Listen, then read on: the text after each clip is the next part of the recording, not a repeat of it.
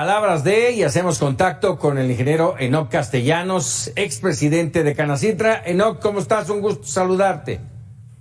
El gusto es mío, Paco. Buenas noches. Buenas noches. Platícanos, ¿cómo ver el tema económico, la inflación en nuestro país? Recientemente hemos tenido los datos de la primera quincena de agosto sobre inflación y esta dio la sorpresa al ubicarse en su medición anualizada en 8.62%, mayor a lo que preveían los analistas de 8.5%. ¿Qué significa esto?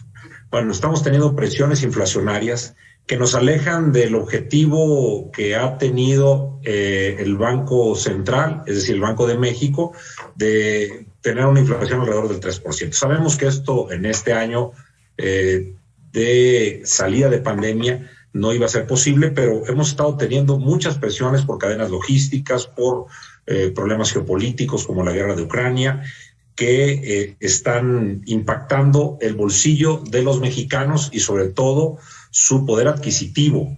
Esto es relevante en el tema de alimentos porque la canasta alimenticia está acusando ya un aumento de 12.73% en la inflación a la primera quincena de agosto.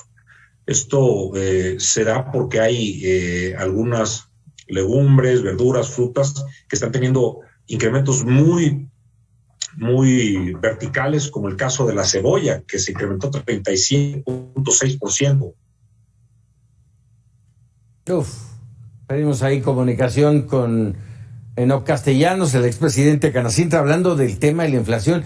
Y a mi intención es preguntarle, a ver, la semana pasada, y lo dimos a conocer aquí el viernes, el secretario de Hacienda hablaba de que la economía, las finanzas en México estaban resintiendo la presión de los aumentos de las llamadas megaobras de esta administración, concretamente el Tren Maya y la refinería de Dos Bocas. Pero bueno, ya recuperamos comunicación. Enoc, adelante. Sí, lo que comentaba es que principalmente el que se golpea es el bolsillo de los mexicanos, pues pierden poder adquisitivo. Muy relevante, la inflación de alimentos está en 12.73% a la primera quincena de agosto si se mide de manera anualizada, es decir, de agosto de 2021 a la primera quincena de agosto de 2022.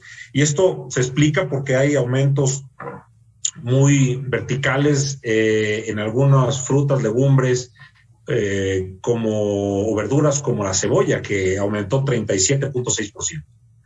Así es. En este entorno, Enoc, yo te quisiera preguntar una opinión sobre lo que decía el fin de semana pasado, el viernes concretamente, el secretario de Hacienda en una entrevista con el canal Bloomberg, y hacía mención de que las finanzas en México están sintiendo la presión de los aumentos de costos de financiamiento de las llamadas megaobras, hablando concretamente del Tren Maya y la refinería de Dos Bocas. ¿Hasta dónde podremos llegar?